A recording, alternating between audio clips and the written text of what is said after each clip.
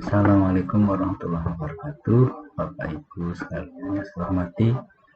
Kali ini saya akan membahas masalah SKP tahun 2022 berkaitan dengan SKP Kepala Sekolah.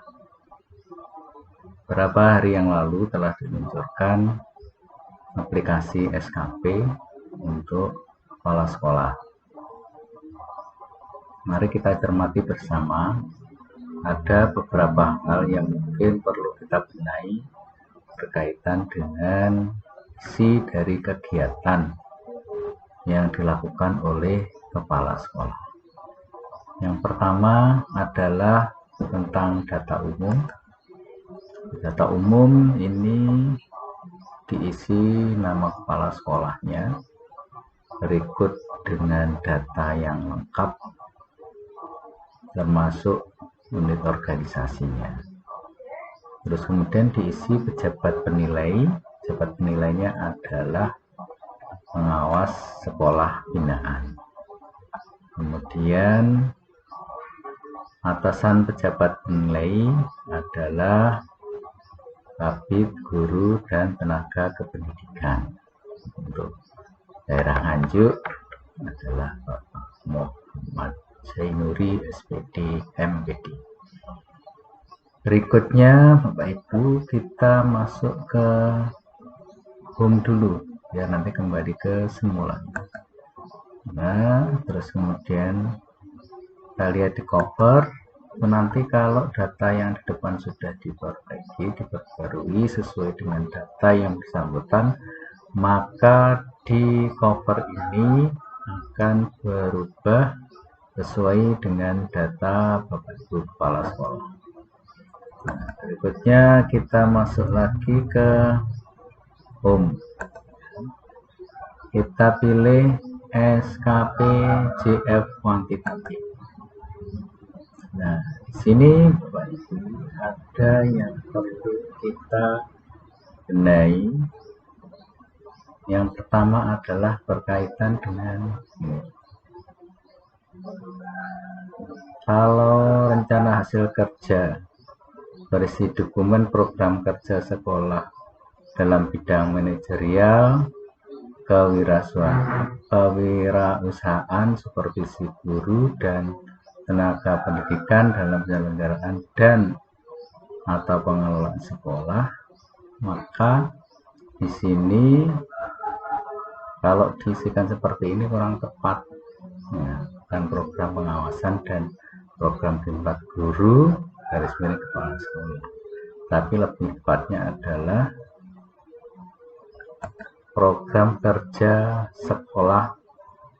Ya, program kerja sekolah.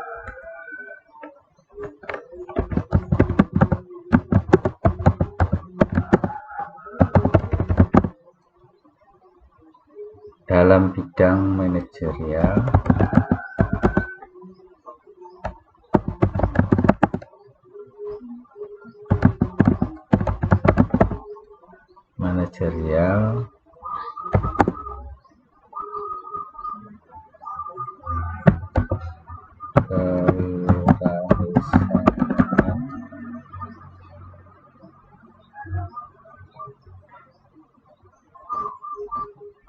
terus supervisi guru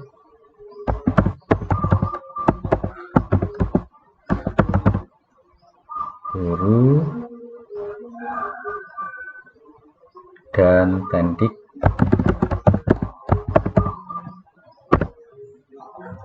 Kita lebarkan biar nanti. Nah, ini sesuai dengan kegiatan. Terus kemudian tepatan waktu sudah. Nah, ini laporan pengawasan, laporan pada tugas pokok. Nah, ini mungkin yang lebih tepatnya adalah jumlah laporan tugas pokok kepala sekolah.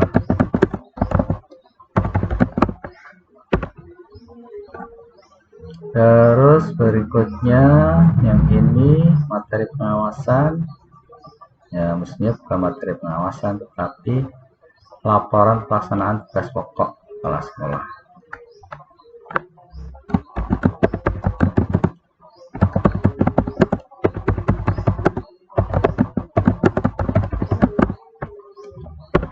Ini saja lebih cepat. Mungkin yang di sini tadi juga bisa, misalnya tidak terlalu panjang, bisa program kerja kepala sekolah, itu mungkin juga bisa ya. Terus kemudian laporan evaluasi dan kerjaan program kerja. Ini bukan jumlah laporan di plat guru dan KS, mungkin lebih tepatnya adalah jumlah laporan evaluasi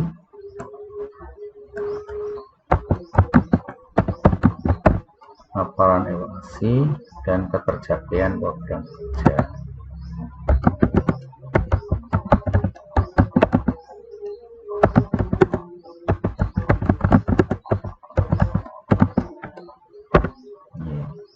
Terus yang sini juga harus diubah, yaitu laporan evaluasi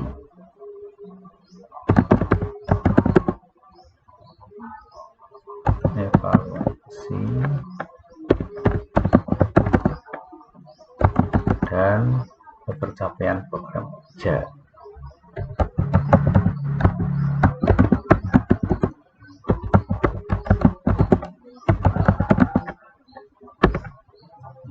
Terus bawahnya sudah cukup. Terus kemudian yang ini lapor, nah ini mungkin lebih tepatnya diganti laporan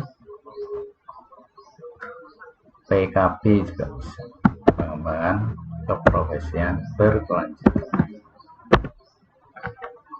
Terus kemudian berikutnya adalah ini juga harus laporan PKB.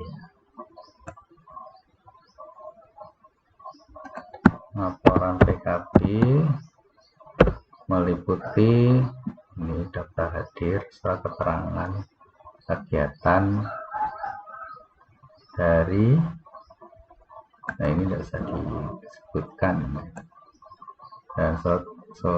dan apa dari kepala sekolah, dan juga kepala sekolah bisa membuat surat tugas untuk dirinya sendiri, ya, surat keterangan tugas, ya apa ini bisa, kalau nanti mungkin ada penyesuaian baru bisa disesuaikan.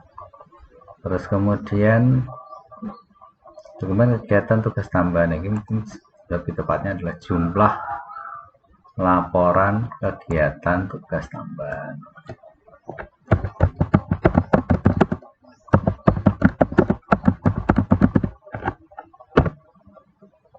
Nah, terus kemudian ini laporannya ya berupa laporan kegiatan tugas tambahan. Nah, kalau ini nggak cocok ya. Laporan kegiatan tugas tambahan sebagai, ya, kalau misalkan depan ya sebagai pengurus atau anggota, atau sebagai anggota garis miring pengurus MKKS garis miring KKS, sudah bisa, artinya sudah bisa sesuai dengan instrumen yang ada di depan. Terus kemudian dengan tugas tambahan sebagai anggota pengurus sebagai RP, jumlah satuan kegiatan ya bisa saja. Terus yang ini dokumen tugas tambahan sebagai, ganti aja anggota garis miring pengurus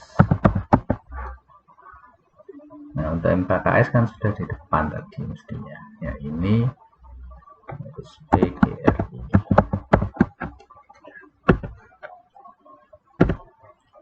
MKKS mestinya ikut di atasnya ini tadi ya. Terus kemudian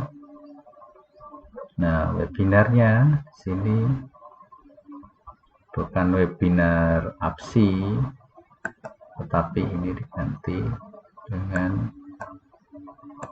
webinar pendidikan. Kalau APSI tadi singkatannya adalah Asosiasi Pengawas Seluruh Indonesia, jadi tidak cocok dengan kegiatan yang dilakukan oleh kepala sekolah. Ini beberapa yang mungkin perlu pembenahan untuk indikator kerja individunya. Terus kemudian kalau ini sudah selesai, karena ini ngelink dengan yang belakang. Kalau yang di depan tidak diubah, maka yang belakang juga tidak berubah. Sebab itu maka pembenahannya adalah dari depan ini, sasaran kinerja pegawai. Kemudian apa saja yang harus di print? Di print nanti adalah mulai dari cover, ini cover, terus kemudian ke ini yang tadi kita benahi tadi, terus kemudian ke evaluasi kinerja. Evaluasi kinerja. Terus kemudian yang satunya evaluasi kinerja yang sebetulnya ini sama dengan yang tadi, hanya saja bedanya ini tidak ada emojinya. Yang ini tadi, nah ini ada emojinya. Terus kemudian yang ini dokumen evaluasi kinerja. Ini ada dua Bapak Ibu. Yang pertama ada dua tanda tangan. Terus kalau diklik next, itu nanti akan muncul 3 tanda tangan. Ya, maksudnya di sini. Terus kemudian yang perlu diperhatikan juga yaitu yang di sini SKP CF. Di sini ada beberapa kegiatan, ada 1 dokumen, ada 5 sertifikat. Nah, nanti disesuaikan dengan yang diperoleh oleh yang bersangkutan dalam tahun itu, berapa sertifikatnya, terus berapa kalau misalnya mengikuti kegiatan